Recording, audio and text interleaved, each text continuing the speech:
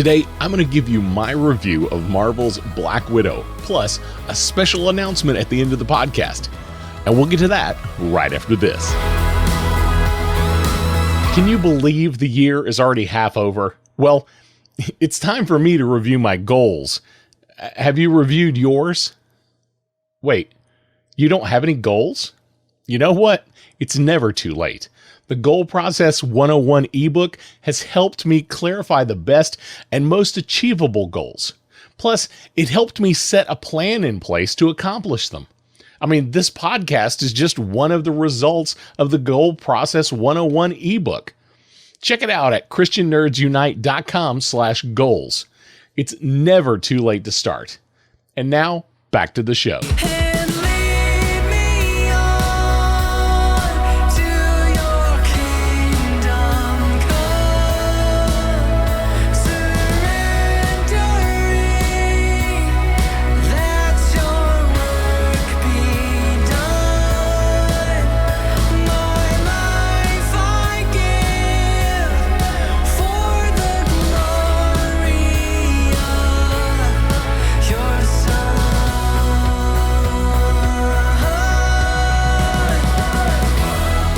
Like I said, today we're going to talk all about The Black Widow, the new Marvel movie that just came out this past Friday. This is going to be my review, definitely going to be some spoilers, so be aware, and I'll remind you when I'm about to get to the spoilery part. But first, I do have some scripture for you. So let's start with Exodus 20:12.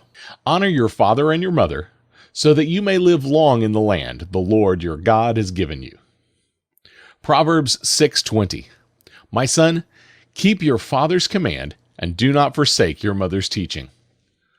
Proverbs 17:17. A friend loves at all times, and a brother is born for a time of adversity. And Proverbs 22:6. Start children off the way they should go, and even when they are old, they will not turn from it. So as I said, we are going to talk about the Black Widow, and I have a big announcement I'm going to make at the end of the show. So make sure you stick around for the end of the show. So even if you don't want to listen to the spoilery version of my review, listen for a few seconds to get my general idea of what I thought of the movie, and then skip to the very end, and I'll give you the big announcement.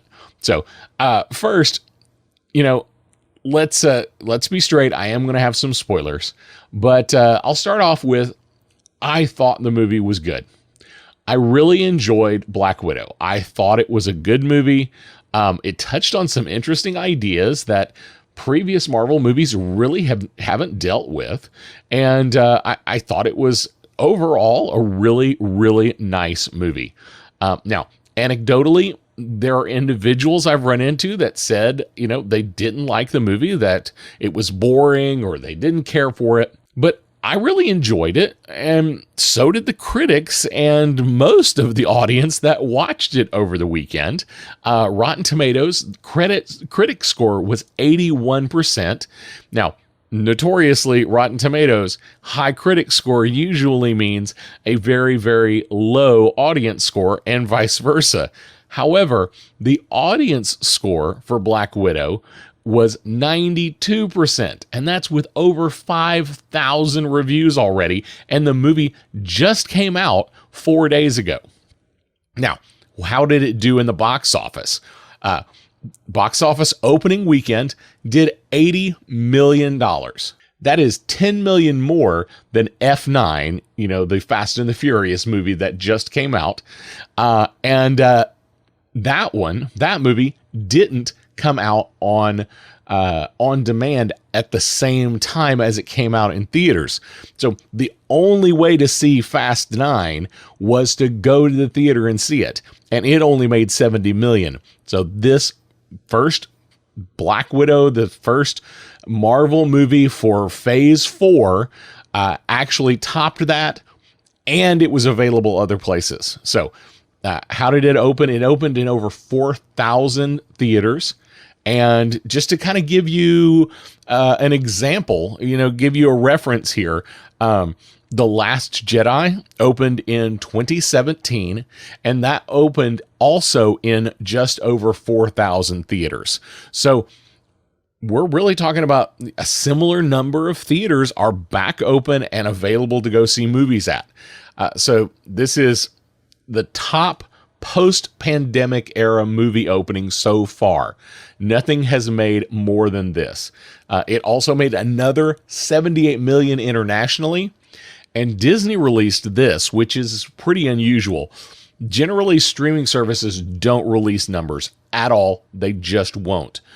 But Disney Plus did release that premiere access for Black Widow grossed $60 million.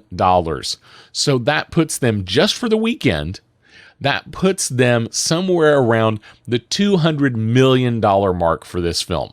And, for a post-COVID situation, this is huge. It means that big blockbuster movies can do well if they work their systems correctly. And I'm pretty excited that it has done well.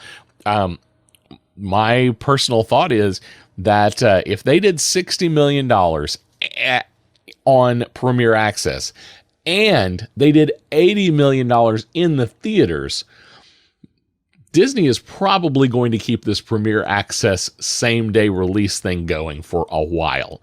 I can't see them turning it down. I think there's just going to be too much money in it for them to not do it in future movies.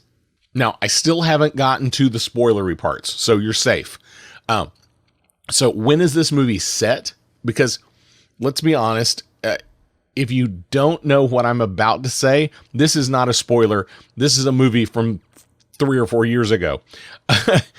We all know Black Widow dies in Avengers Endgame. So we know that's not part of this story. So when did this take place? So most people say that this took place between Captain America Civil War and Avengers Infinity War.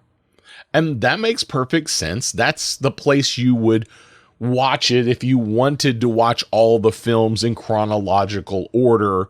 But we'll get to that a little bit more, because I will say there's a couple of things they do in this film that place it just slightly different than you might think. So this is not your typical superhero movie. So the majority of the characters don't have superpowers. The one that does have superpowers is kind of out of his prime at best. It's more of an action adventure, spy thriller kind of combination. This isn't accurate 100%, but no analogies are ever accurate. But it's kind of a female James Bond in hiding in the Marvel universe. There's lots of military gear, there's lots of hiding out, there's some espionage, there's some mind control, there's some human trafficking. If you're wanting another Iron Man movie or you're wanting another Thor movie, this is not it. Okay? Let's just be clear. This is not that kind of movie. Now, I think people that say they didn't like the movie, I think they were expecting something different. I don't think it was that they had built their expectations up too high. I think they just were expecting another Endgame superhero movie. They were expecting another Thor superhero movie, and that's just not what this movie is. But I think it did deliver what I expected. Let's look at the characters some. So obviously we have Scarlett Johansson reprising Natasha Romanoff, or Black Widow. And if you watch the movies, you'll notice she's only called the Widow or the Black Widow a couple of times. Mostly they call her Natasha in all of the Marvel movies. And that is kind of the running theme of Marvel, that you don't necessarily name the superheroes. Iron Man gets his Iron Man name, and Captain America gets his Captain America name, but a lot of the characters, they don't get called by their quote-unquote code names very often. Now, we know the basic backstory of Natasha. She's a Russian spy turned defector to America, turned Avenger. She worked with Clint Barton, Hawkeye. There's the whole Budapest thing. Budapest. That is a joke in the show. So still, we haven't really gotten into any spoilers yet, so you're safe. If you don't know these things, these are just the basics that you should know about the movie, because you'll want to kind of orientate yourself. Next we have Florence Pugh, and Florence Pugh is playing Yelena, and Yelena is, in this scenario, she is Natasha's sister. And at this point, I'm going to say, this is your spoiler alert. From here on out, I am going to say some things that are definitely spoiler territory. So if you don't want to hear any spoilers, I'm going to give you just a few seconds, and you can skip forward to the end and listen to my big announcement. All right, I think that's enough time. Okay, so Florence Pugh playing Yelena, and Yelena is Scarlett Johansson's, de facto sister, Natasha's de facto sister in the movie. But we find out very quickly that they're not actually related. They are sisters because they were forced into a family together, not because they are blood relatives. And we quickly find out they're not even adopted, really.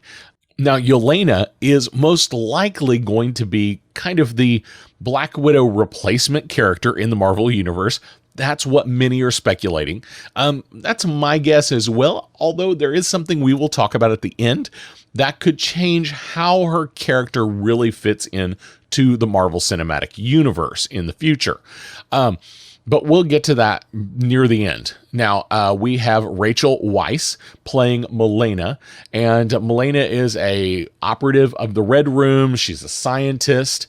And then we have David Harbour, and David Harbour is playing Alexei. And if you're familiar with this character from the Marvel Comics, he is playing Red Guardian. Now, this is kind of the Captain America analog for the Soviet super soldiers back in the 80s and 90s.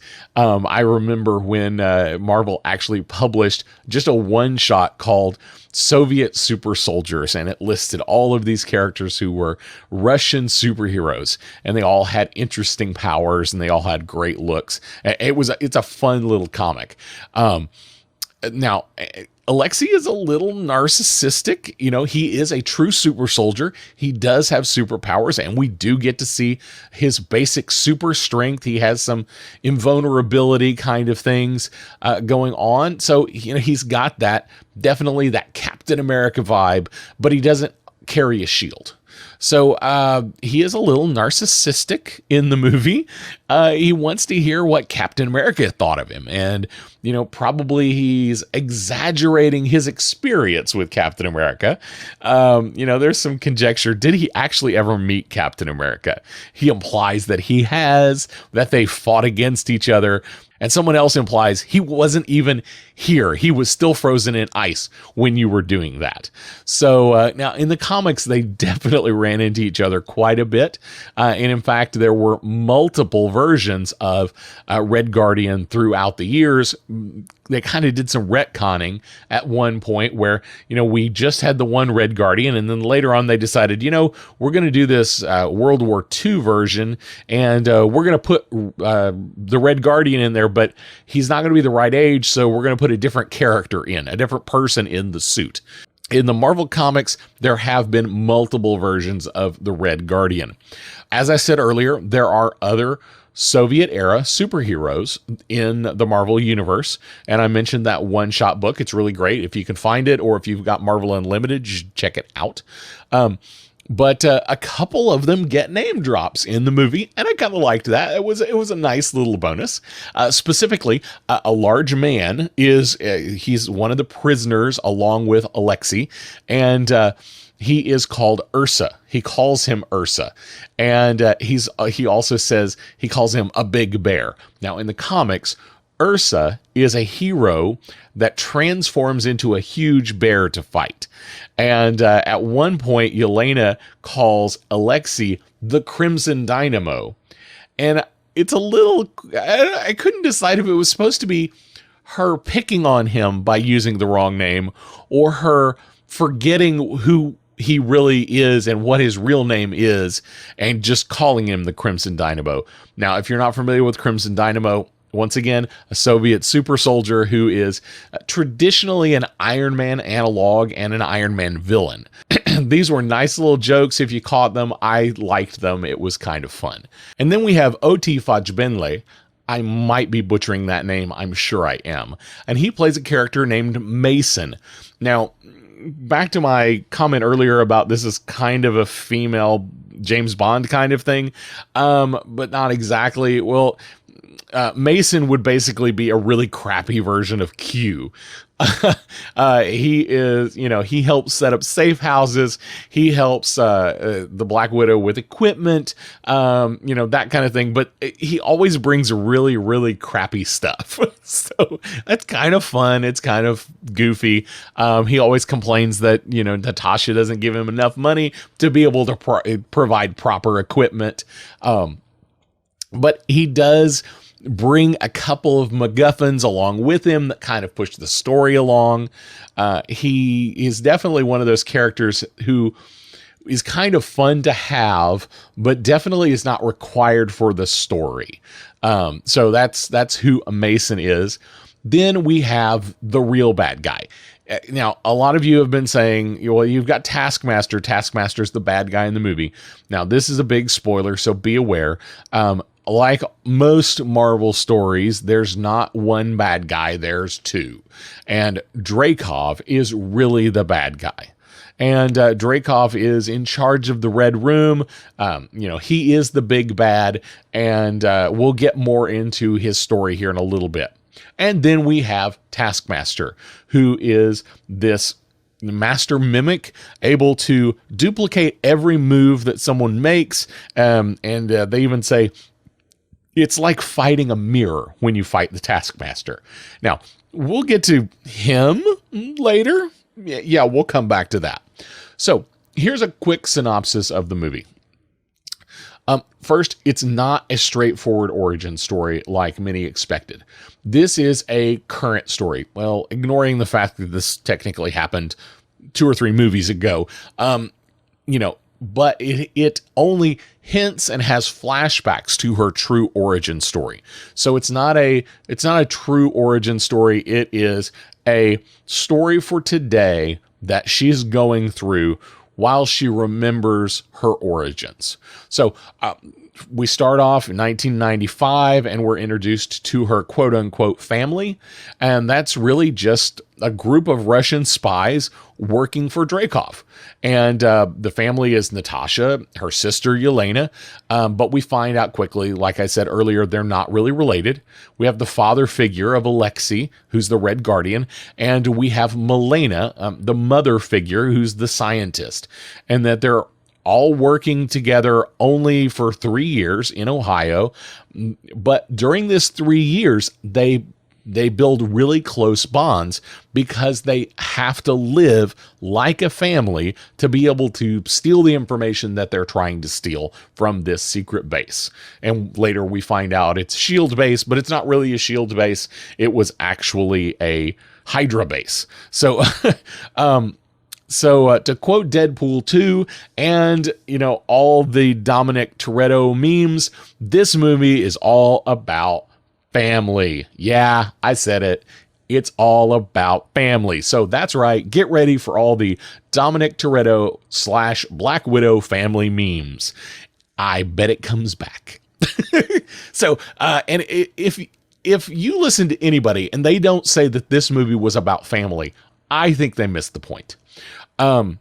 Flash forward and Natasha is hiding out. She's on the run. This is, post Civil War, and General Thunderbolt Ross is after her. He's on her tail.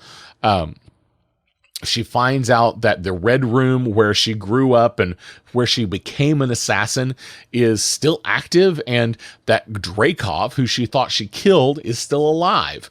The next big segment of the movie is Natasha reconnecting with this surrogate family, reconnecting with her sister, reconnecting with Alexei, and a jailbreak, reconnecting with Milena on her pig farm where she has mind-controlled pigs. Yeah, you heard that right. Mind-controlled pigs.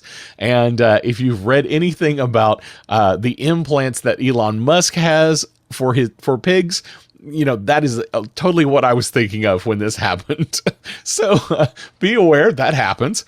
Then there's, a jailbreak and lots of drinking, and there's a meal where they sit around a table, and there's lots of light humor and lots of anger and some emotion and, lots of explosions along the way, and some eventual reconciliation and family building.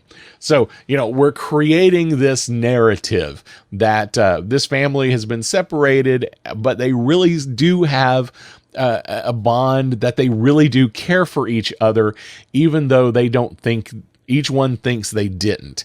So it's kind of an interesting story element. It definitely drives the rest of the film. Finally, we see this family start working together to take down the big bad and to free the women from the that are now assassins that are under mind control. So, these women who are part of the Red Room. Now, I mentioned earlier, I mentioned it briefly, and I said, there's some the human trafficking mentioned in this film. That's something that Marvel hasn't delved into at all, but it is a part of this story. And so there's some things going on there with human trafficking, and we kind of find out that, Natasha was just shy of sold to Dreykov as a someone who, this child had these certain characteristics that would be perfect for his experiments, and that her family was paid off, and that's what happened, why she is no longer with her mother. But we find out later that her mother searched for her for a long time and was murdered. So that is a poignant part of why that Natasha still wants Dreykov dead, why she goes back after him again. Now, notice earlier, I kind of left Taskmaster out of the story. So let's look at that. First of all, in the comics, we know that Taskmaster is a natural mimic, can copy any fighting style. He's a man, and they say he's like fighting a mirror. He fights Captain America quite a bit. He is basically a hired mercenary, and he can train people, and that's a big part of his job, is to train people. Now, in the comics, we actually see him train people like John Walker, U.S. agent, in the use of the shield. So, because of some changes that Marvel has made here, we're never going to see that. And it kind of makes me sad that we're not going to see a Taskmaster hired by Valerie to train John Walker to use the shield better. I think that would have been amazing, but we're not going to see it at this point. So the big twist reveal is that Taskmaster is being played by Olga Kurylenko, a woman. So I am perfectly fine with Taskmaster being a female in the Marvel Cinematic Universe. It's fine. But I don't think they used her well. I feel like the character was simply not implemented well. It is probably the biggest downfall of the movie. And for those who say that the movie's not any good or that it's boring, I think this is the key. I think they wanted to see Taskmaster as a mercenary hired by some big bad, and him being just the super character. And what we get is a completely silent person who is basically brainwashed and just shy of robotic, and she has like one or two lines in the whole film. And I just think it was not, she could have been used much better. I will say that the fight scenes in this movie were amazing. The real fight scenes and most of the CGI, I'm getting a little off track here, but most of the CGI was really good in this film. The fight scenes were well choreographed. They looked great. They were fast. They were shot well. I just think Taskmaster kind of got the short end of the stick in the film. And especially since Olga didn't get to remove her mask very often. You know, we only saw her face a couple of times in the film. So I think it could have been done better. So we do find out that she is also Draco's daughter. So Taskmaster is Draco's daughter, and that builds on this idea of family. Now, we also find out earlier in the movie that Natasha had called an explosion to kill Dreykov at one point, and that the girl, the daughter, was in the building at the time and became collateral damage. Natasha has carried around this idea that she killed a little girl to kill the guy that she was after, and that Barton was part of that plan. Now, there is a part there that, you know, we find out quickly, neither of them died. But that Olga's character, Taskmaster, Antonia is her name in the movie. So Antonia actually did get a lot of physical damage and some mental issues because of what she went through. And so this is a traumatic event in her life, and it has changed her. Now, it's a little unclear as to the mimic thing. There's some idea that she has a chip in her brain, in her neck, as he says. And so there's a question there, is she a natural mimic? Is she already this natural fighter, or is that part of this robotic part of her? And that's a little unclear in the movie. They don't make that, they don't spell that out well. I like to think that we're going to go with the traditional Taskmaster, where this is his natural superpower versus, and maybe we just didn't know that when she was a little girl, rather than this is something that she gained because of cybernetics that were added to her. That would be another reason that if they're saying it's cybernetic, that's another reason I think that it's just not a good implementation of Taskmaster. Although Taskmaster's outfit looks great. I think the shield could have been a little larger, but Taskmaster did really look really good on screen. And this reveal of it being a woman and being his daughter, that's supposed to be the big twist. But I didn't feel the emotion there. I just didn't. I get that they were trying to tie it in with family, so it's important. I get that Natasha was carrying around some guilt. But I think the loss of her surrogate mother and father was a much stronger emotional pull than this idea that she had killed a girl as collateral damage. So definitely it's there. Definitely the story tries to communicate that, but I don't think it's a strong bond. I didn't like the robotic mind control idea here. And, we lose out on all those options that we could have had if we had had a more comic accurate version. Basically, you could have taken Taskmaster out of the movie entirely, and it would not have changed. So that's where I say this is a poor use of a character. If you could completely remove a major character from the movie and it doesn't change it, there's something wrong with your movie. But I still enjoyed it. I still thought it was a great movie. This is the one big flaw. And I think those people who didn't like it, I think they were hanging their hats so much on Taskmaster that was the big hang up for them. Now, I'm not going to tell you all the ins and outs of the film. There's still plenty of good stuff for you to enjoy the film, even though you listen to all my spoilers. And, we all know that Natasha lives at the end of the movie. That was never in question. Because we know she dies at the end of Avengers Endgame. Now, I've seen this a few times that people complain that, oh, it's all about, female power or it's a girl power movie. It's really not. It does, however, contain very strong female characters that fit in the universe, feel like they should be there, and it created in such a way that it doesn't feel forced at all. This feels right.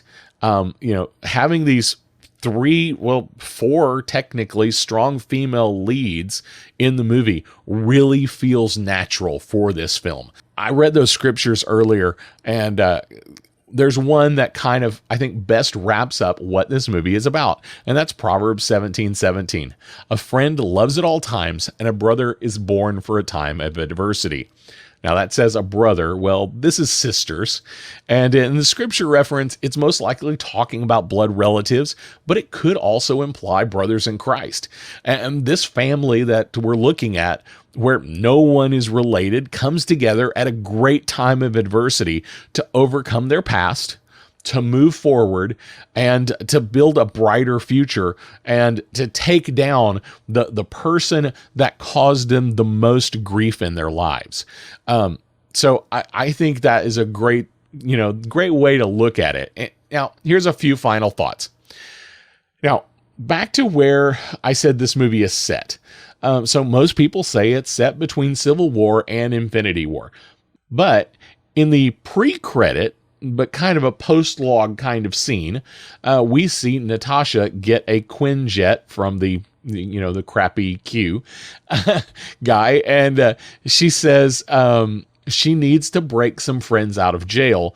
So what that really means is that this movie took place between where she disappears from the Civil War movie until the very last scene of Civil War, where we see Captain America and the Falcon breaking out of prison.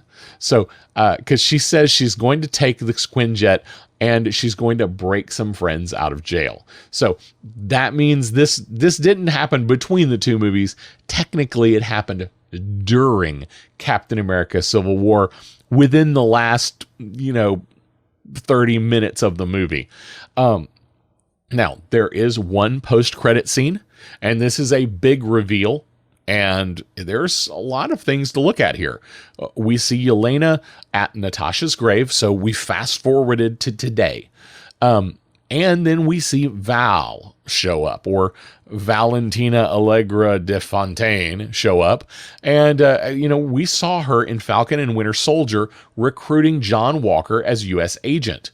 Now, she seems to be maybe some kind of government agent, maybe, because she's in the government building. Like, he's changing in the government building into the new costume that she brought him. Did she just ask to borrow some government room? Hey, can I borrow this room for a little while, even though have no idea who I am? So, that's a little weird. So where does she actually fall? But so we see her recruiting John Walker as U.S. agent. But who she is and exactly how she's tied into the universe is a little unclear. And she possibly has some nefarious purposes, and I have conjectured on some of those. Is she building a Thunderbolts to replace the Avengers, since the Avengers are not around? But here we see her a little bit different this time, and we find out she already has Elena under her employ, and she offers her a new job, a new gig.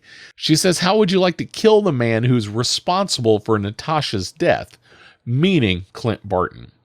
Now, that is pretty earth-shattering for the Marvel Universe, so earlier I said everyone was saying Yelena is going to be the Black Widow replacement. Now we find out she's working for Val already, and that she's taking people out as an assassin, and she may now be going after Clint Barton.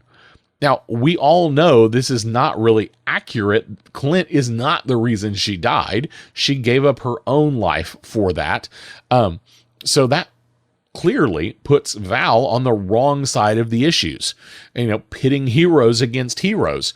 So since Clint Barton is going to be in the new Disney Plus show Hawkeye, training his successor, will we see Yelena show up as the de facto bad guy for the new Hawkeye series? Or is this going to be a side story? Or is this at least going to be hinted at in the Hawkeye episodes? Or is this something we're going to see in a movie later on? There's a lot of conjecture there. We will see. My prediction, I'm going to throw it out there because it will surely be wrong, is that we will see Yelena show up at some point in some way in the Hawkeye TV show on Disney Plus. Now, overall, I really enjoyed Black Widow. There's lots of cliche lines. There's some light humor. There's not tons of it. This isn't a Thor movie. There is some light humor. There's some really gross stories about why the widows from the Red Room can't have children. There's some making fun of superhero landing and posing. That's kind of funny. And there's lots of family. And that's what this movie is about. Natasha says it in Endgame. She says she used to have nothing, and now she has this family, the Avengers. And I pray that you'll take a look at your family. Now, I know some of you may be estranged from family, but maybe you have deep bonds with friends that are now like your family. But whoever they are, I pray that you will take time to thank God for them and be there for them in hard times. Well, that's all I have for you today. Don't forget to like, subscribe, click all those buttons, all that. And you can also find all of our social links, our online store, and links to our YouTube channel at ChristianNerdsUnite.com. And while you're there, click on the support tab. We'd love you to join our Patreon. Now, the big announcement. Next week, I am starting a series of episodes, and I'm so excited. I've wanted to do this since day one. I'm going to start a series of episodes on tabletop role-playing games. I'm very excited about this series. I've already set up interviews for several different people. I'm planning 5 weeks, and I'm going to be welcoming a special sponsor to the show who is going to help us with our very first giveaway. So make sure you tune in each week.